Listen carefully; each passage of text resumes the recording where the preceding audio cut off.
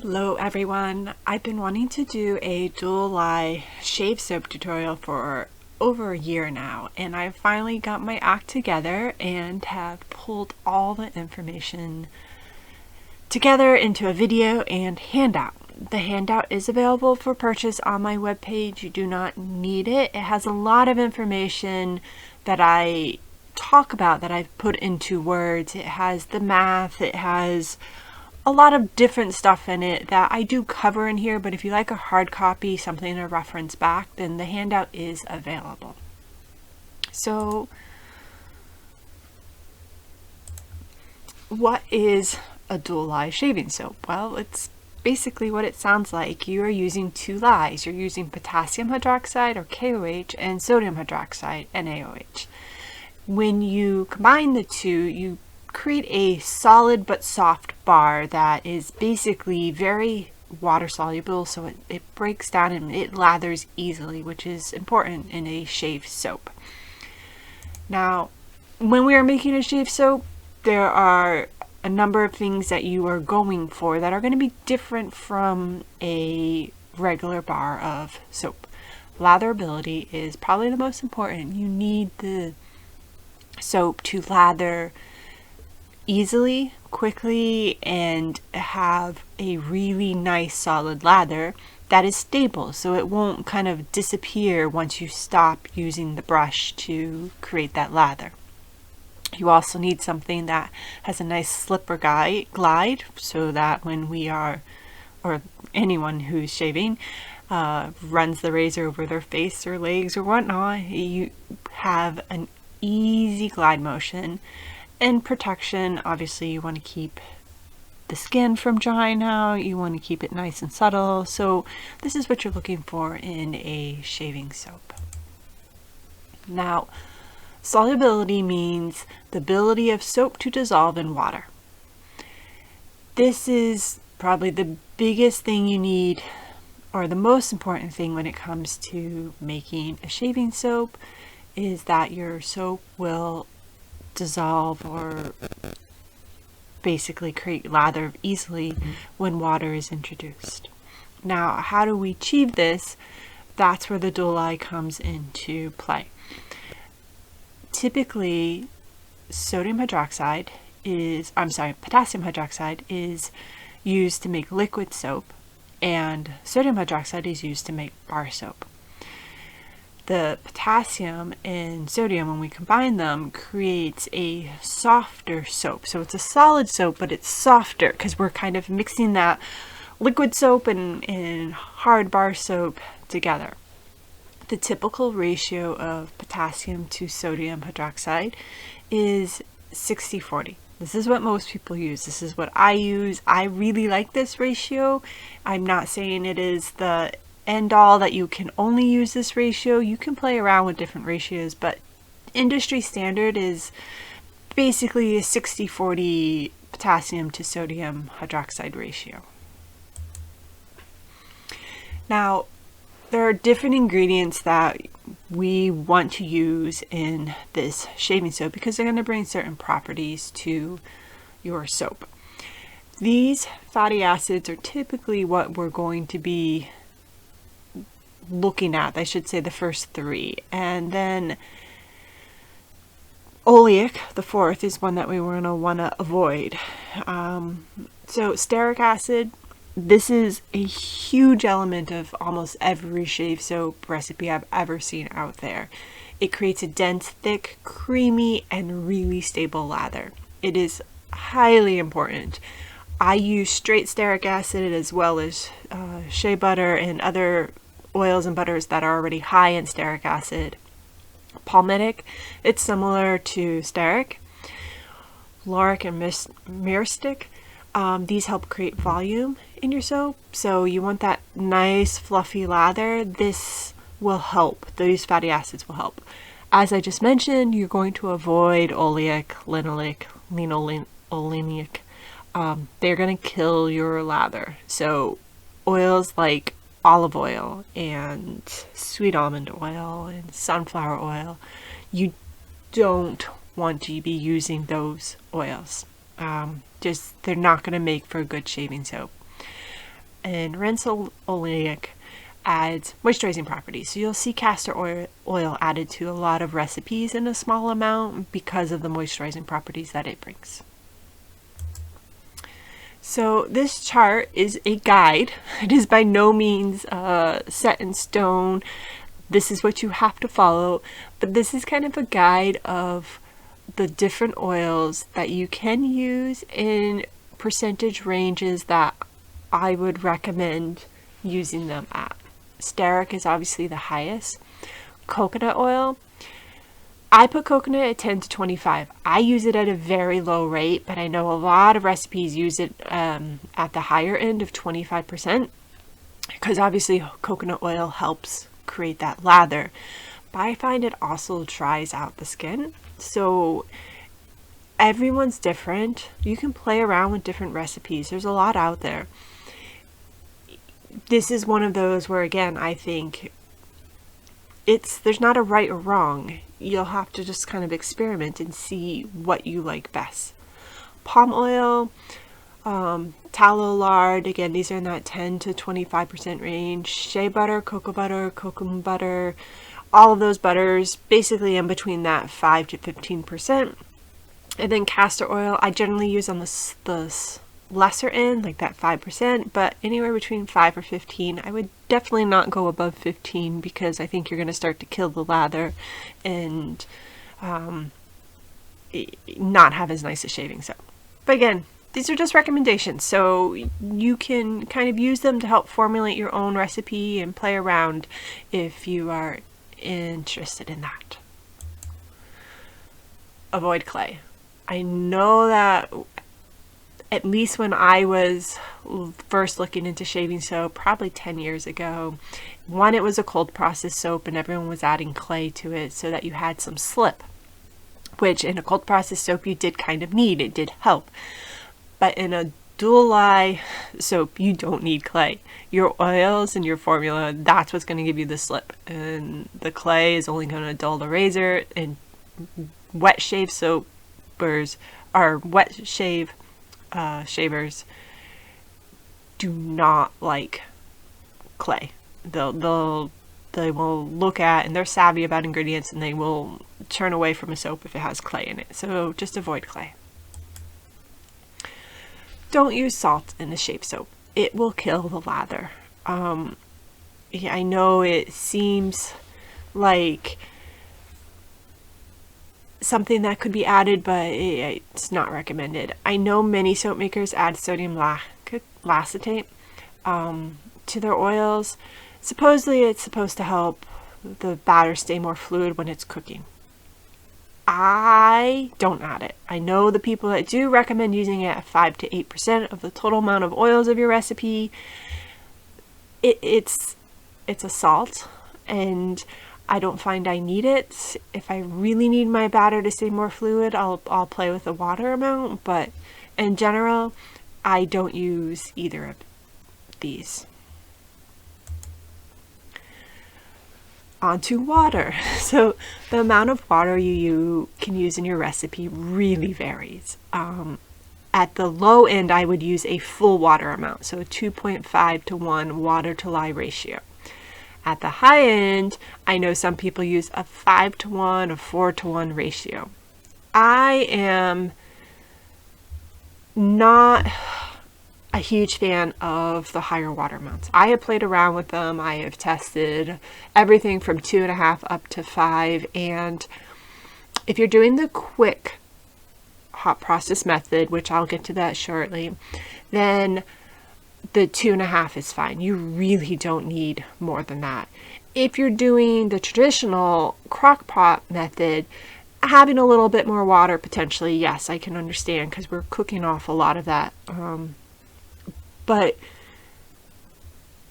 I don't find that more water necessarily helps the soap stay more fluid. So this is something that I recommend you play around with, and you'll see what works for you. But I just said, after all my experimenting, the higher water amount I didn't find really helped me any. And obviously the more water, the longer the cure, so to speak, is of the soap. I know you don't technically have to cure it because we're cooking it, it will all saponify, but you do need that water to leave the soap. So this is a preference, and you can determine which you like. My personal experience, I like that 2.5 ratio, and I'm good with that. Now, onto the two methods. Your traditional hot process method is using a crock pot. You are cooking the soap, basically like if you were creating a cream soap or a paste for your liquid soap. This is what most people, I think, are kind of familiar with when it comes to Dual Lye Shave Soaps. The quick hot process method is basically like cold process, but we're mixing at higher temperatures.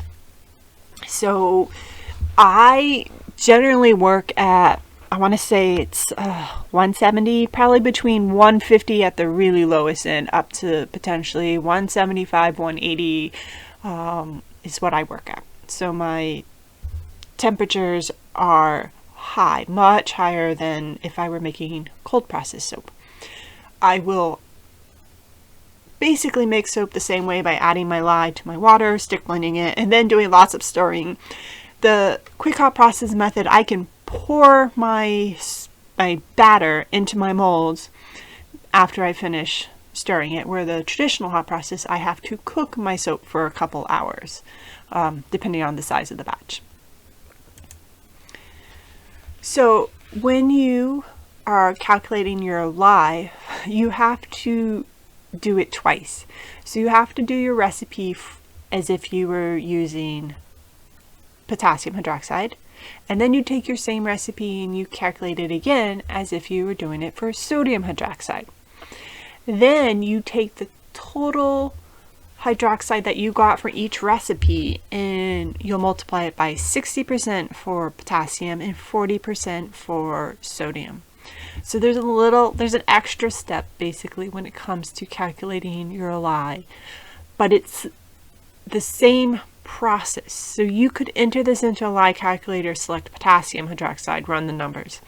Take the same thing and just change it to sodium, run the numbers, and then take those two amounts that you got for the potassium and sodium hydroxide, and just multiply by 60 and 40%. So let's look at this recipe.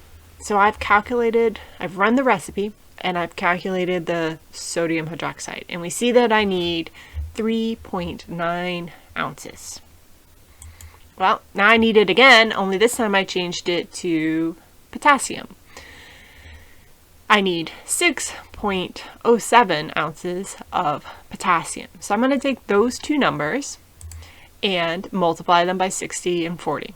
So the potassium was 6.07 ounces. I multiply that by 60%, and I need 3.64 ounces of potassium hydroxide.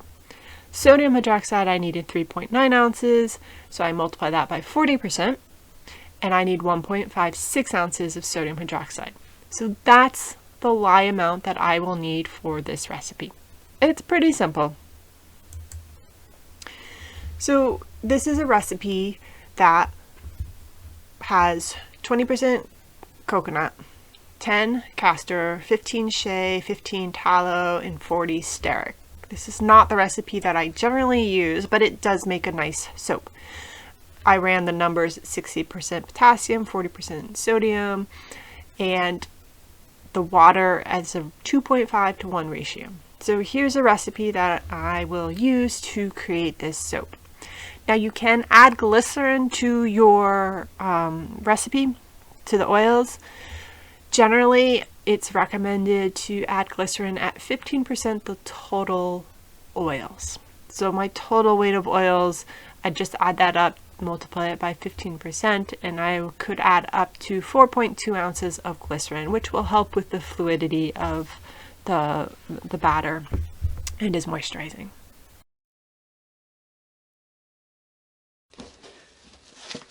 So I am taking my potassium hydroxide, KOH, and I'm going to add that into my jug. I need 6.35 ounces.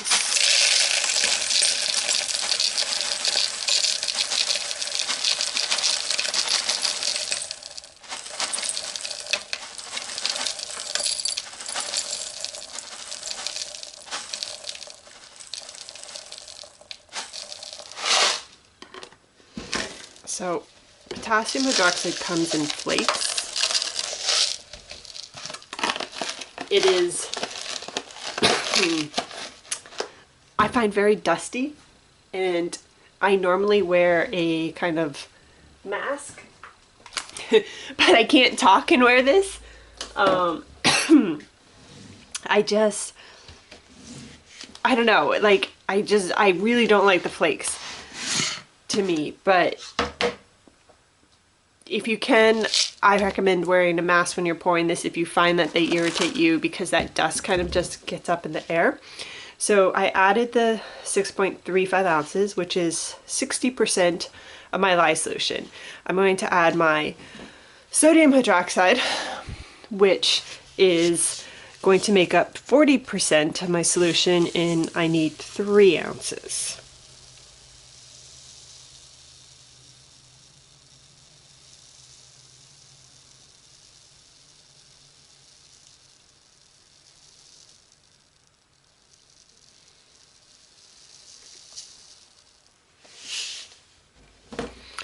So I am going to mix that with my water after my oils have finished melting. So the recipe that I am doing today, it's all hard oils, basically.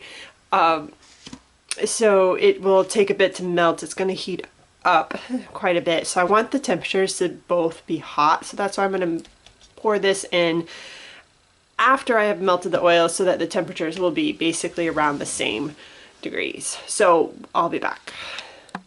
Okay, I am back. So I'm going to, my oils have melted. I'm going to add my lye and to the water. So I have safety goggles on.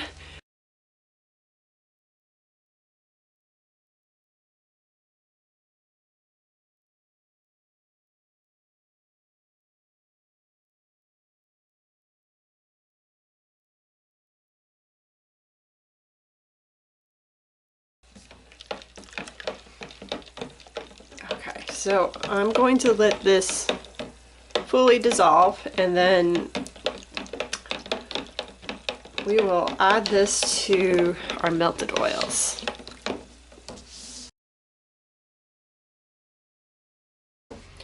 So I thought this was recording as I was adding the lye, and it wasn't. I apologize. So as I added the lye water, basically it kind of started to turn cloudy. And now I've just been stirring this by hand right now. And you can see that it's kind of mashed potato-y. You can see oil sitting on top.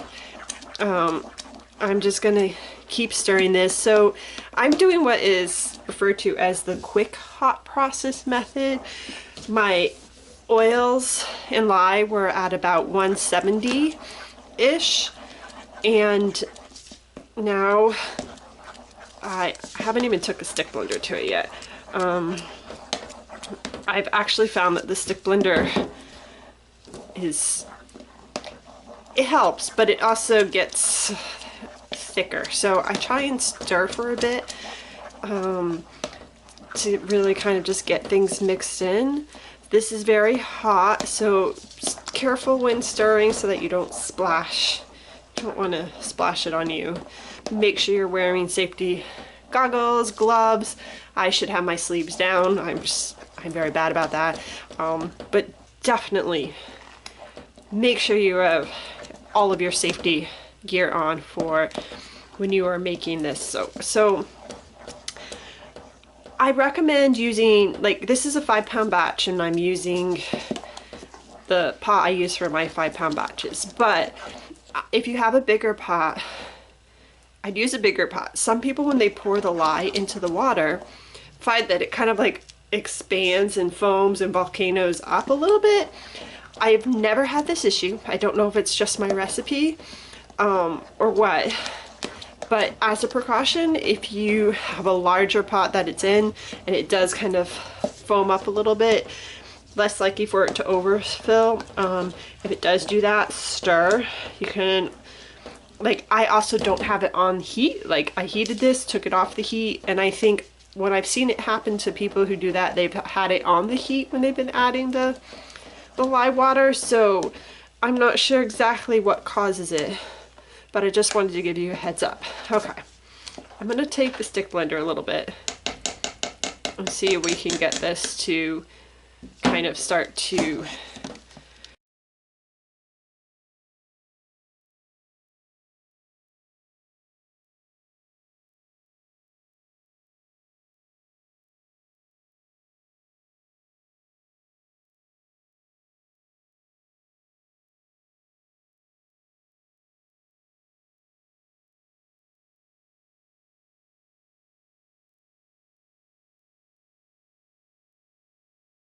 okay, it's starting to get thicker. I'm going to take the stick blender out and then continue to mix by hand. But what you can see, well, I hope you can see, is that there is no oil kind of sitting on top. Like, this is mixed together. So when I make this recipe, and I don't know if it's partly because of it's 100% solid oils. This is not the recipe that most people recommend doing.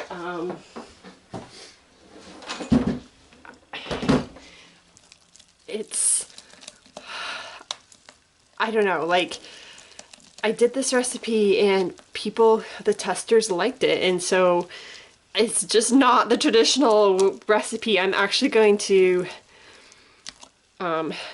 do both. A more traditional one, which has a higher content of coconut oil. There's only 5% coconut oil in this. And this is 50% stearic acid, which, again, this is just not what most people do when they come on a recipe. So I'm going to do a more traditional recipe too. And then we will also, I'll come back and I'll test the lather of both of them so you can see what type differences there are. So this is pretty much how mine gets. It's not, like, this is pourable. It's not smooth. You can see it kind of looks a little lumpy, but it's all mixed. Nothing separating. Like, if I just let this sit, it's fine. It's not going to change. You're not going to see anything seeping out. It will be fine. Now, I pour mine into these column molds, and then I will cut them into pucks the next day. The one thing with these is, because it's a column mold, you have all this hot soap sitting in there, you can get tuttling. Do not insulate these in any way. In fact, I try and keep them as far apart from each other. Like, I have multiple, let me get this out of the way. So I have multiple molds. And like, I don't want them sitting next to each other like this. Like, I keep them as far apart. I try and let this be as cool as possible. The only thing I've never done is put it in the fridge to keep it cool. So I don't know how that would work because I've never done it, but you can see this is starting to get stringy. So I'm going to pour this in the molds. This is ready. Using this method, it never gets completely smooth. It's definitely a more rustic feel. So you can, this is a bar I made. This is the end piece. But you can see it's rustic feeling. That's okay. It's shave soap. When the water gets on it, it won't matter. But I'm at that point now where I need to definitely pour.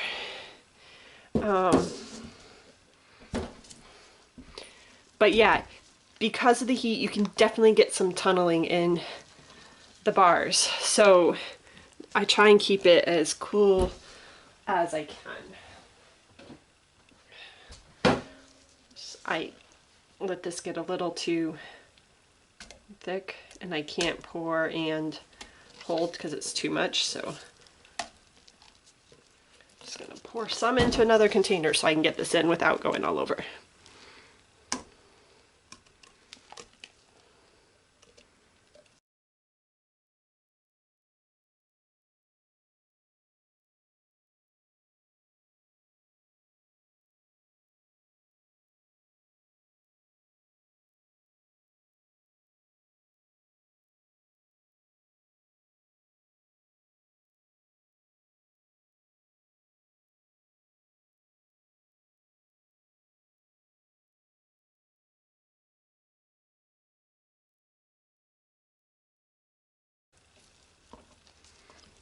Okay, so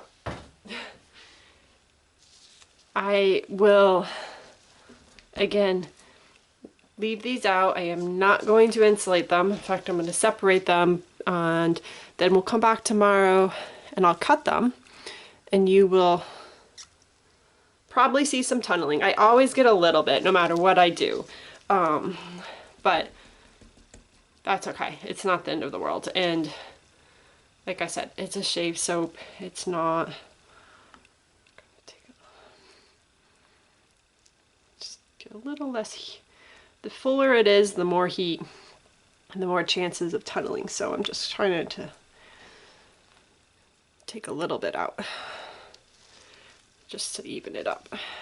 Okay, so yeah, we'll come back tomorrow. I'll cut it and you can see what we get. We'll have that rustic feel, and then this will go on.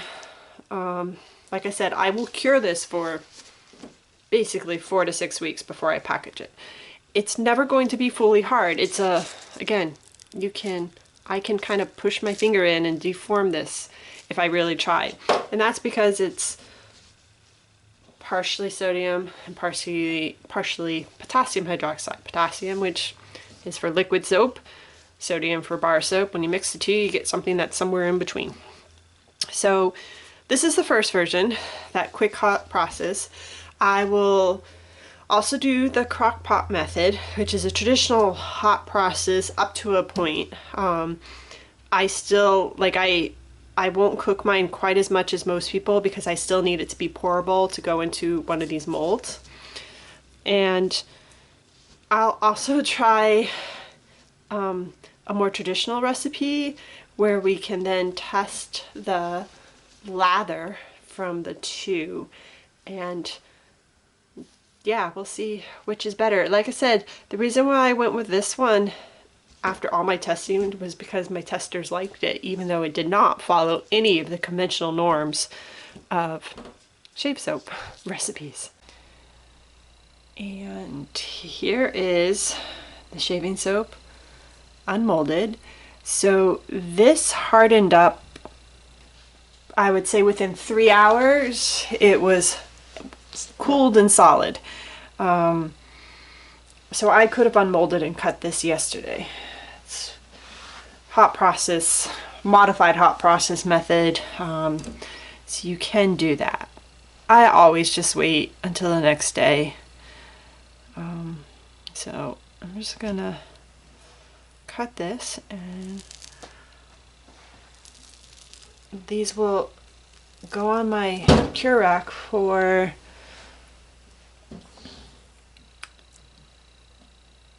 basically 4 to 6 weeks before I'll package them. Those are my pucks. Now I'm curious to see if any of these had any tunneling. Normally they do.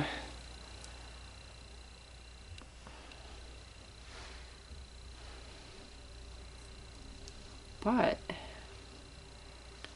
doesn't look like these have.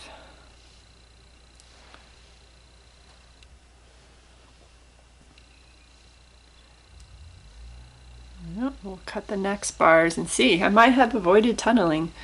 Normally I have little grooves and divots in there. Not the end of the world.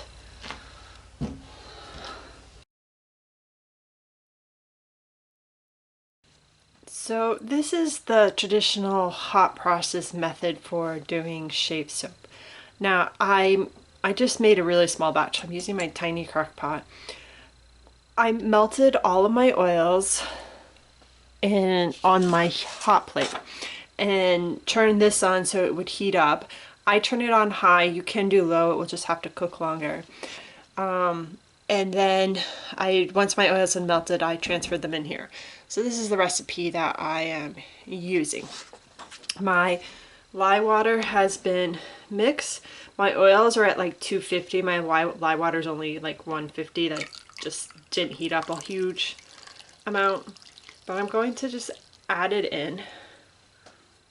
And you can see it kind of looks like it curdles when it mixes in. Partly that is the temperature difference. But I'm gonna stir for a bit, and this is going to look like applesauce. Can you see? It's that grainy texture. Let me zoom in. So yeah, that is applesauce. The more I stir, it will go from applesauce to mashed potatoes to thicker.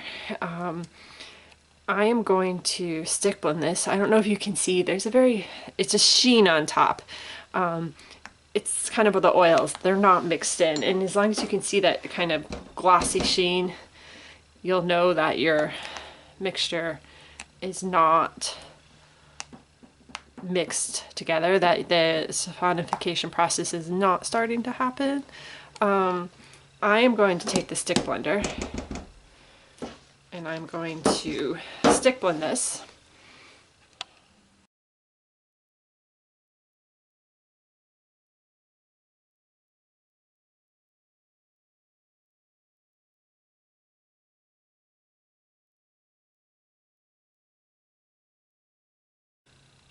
I don't know if you can see, it's almost like Jello. And do you see that growing?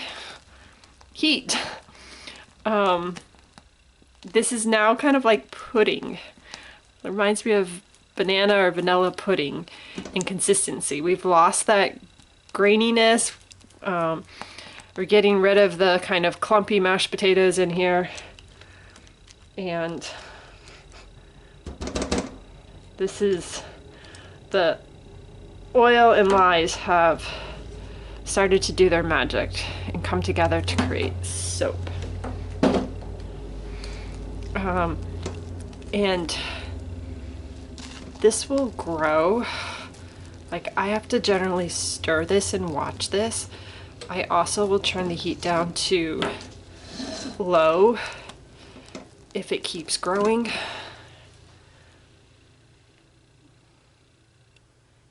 Can you see it rising? It's rising and rising.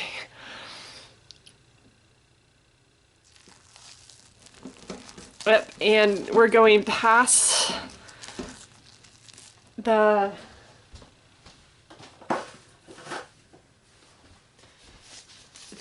pudding stage and into the mashed potato stage. Guys, I just realized I had forgot to put my gloves on. Ay, ay, ay. I had them on, then I took them off because I need to do something, and then I came back because the oils were ready, and I forgot to put them back on. Shame on me.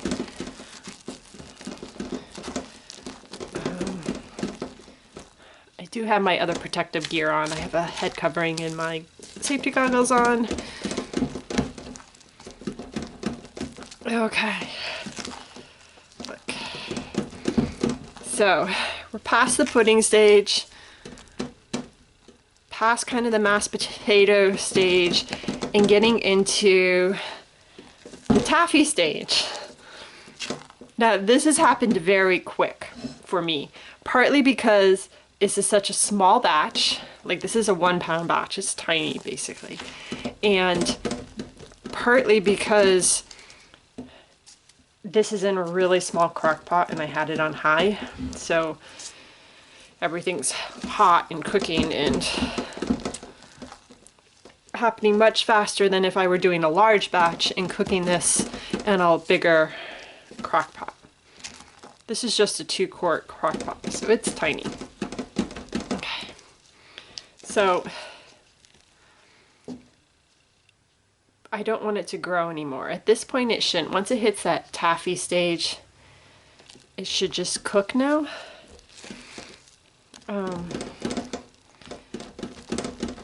So this looks pretty good.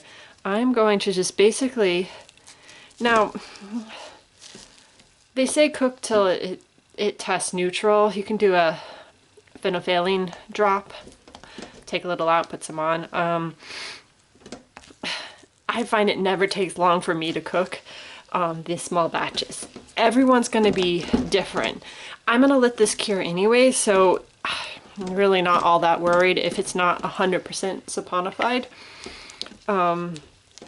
But I'll probably let this cook for about half an hour. This small batch, it really won't need longer than that. And it will be saponified and ready to go. But I'm going to just set this aside. So we have our nice taffy stage here. So I'm gonna let it cook for a bit, and then I will mold it in individual cavity molds. This, as you can see, gets thick. It does not, column molds are not gonna be your friend. Putting them in a jar, putting them in some individual cavity molds, that will work great for this method. Pouring them into a cavity mold, not so much. That is part of why I like the kind of quick hot pressing method when I make mine, because I like to pour it into the column molds and just be able to easily pour without any frustrations, without it being super thick or taffy. Then I can get consistent bar weights as well. So yeah, okay. Gonna let this cook. I did turn this down to low. It was on high, but I did lower it. I could turn this back up. I said I usually turn it down when it starts to grow, so it doesn't get too out of control. But I don't think it actually needs to be turned up. This, I said, it's such a small crock pot. The heat just, it gets hot. Okay, so we're gonna let that sit for a bit, and then I will be back. So, can you see how kind of translucent it's getting? This has been cooking for about, I don't know, 20 minutes, maybe a little bit longer. So I mix it up. It gets a little fluffy as it cooks. And then when I mix it, it starts to get back to that taffy kind of consistency.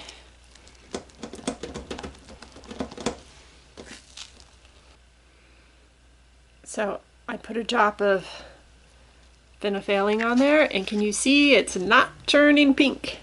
Means this is cooked and done, and it is saponified. So I can go ahead, I could let this cook longer if I wanted, but there's no point, I don't need to. So I'm gonna go ahead and put it in these cavity molds.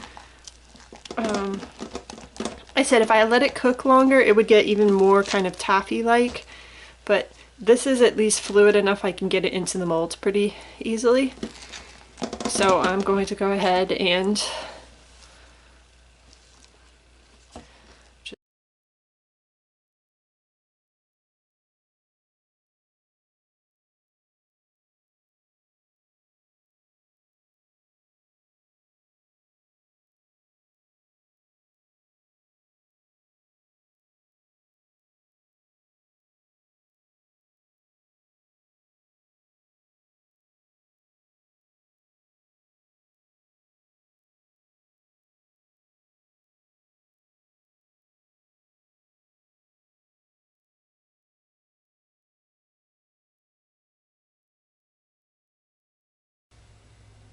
traditional hot process, and then we kind of shoved it into the molds here.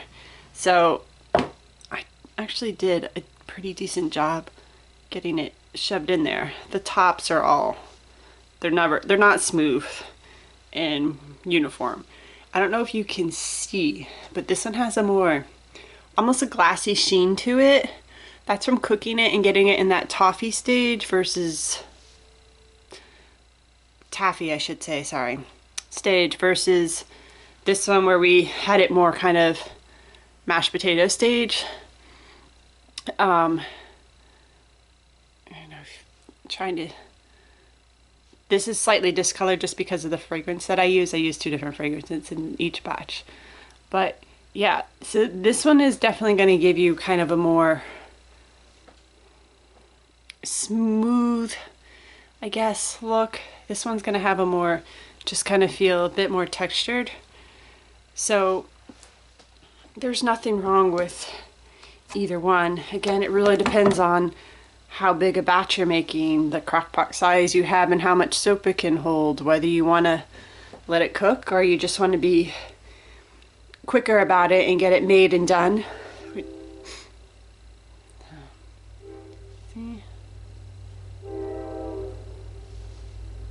So yeah, that is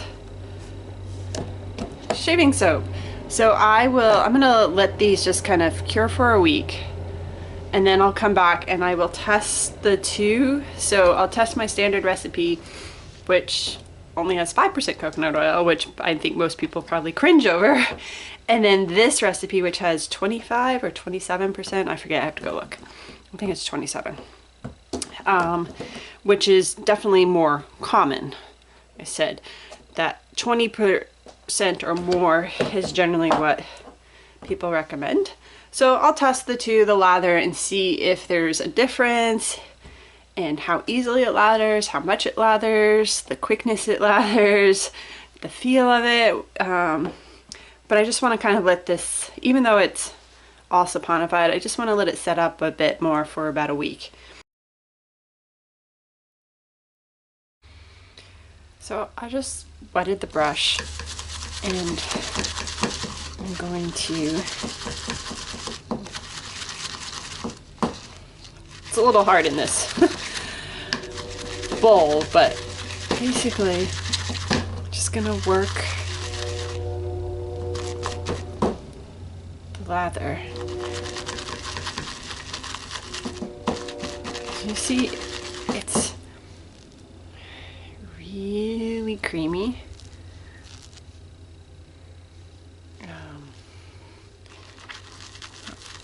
Full of bubbles, but definitely creamy. And this is the second recipe, which has more coconut oil.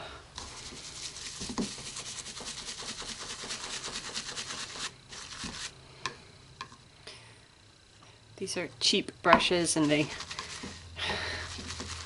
lose hair pretty easily, the bristles. I just use them for testing so I don't get too worried. Okay. So, okay. You can see over here,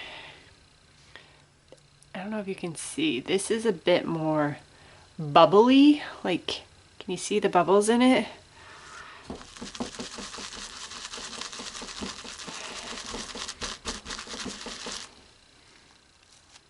But it's still,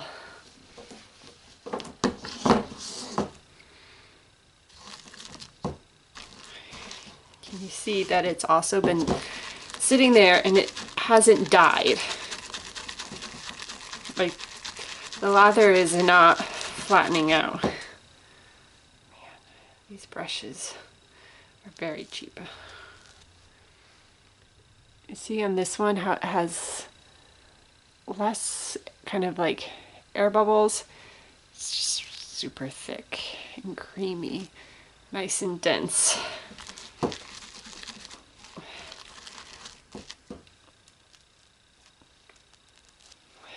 Look at that. Isn't that gorgeous? So, I mean, to me, these both kind of lather.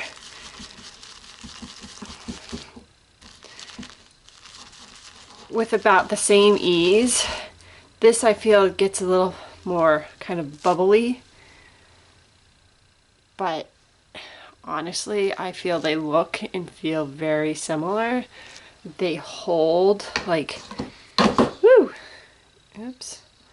This doesn't just dissolve and become nothing. Like it stays firm and dense so you can lather it on the face and shave. Results wise, they both kind of look similar in what they're giving us. So like I said, when I tested mine this one, which is low coconut oil, my standard recipe, people liked it. Like, that's what they said they liked best, so that's what I went with. You can try different recipes, have people test them, see what they think.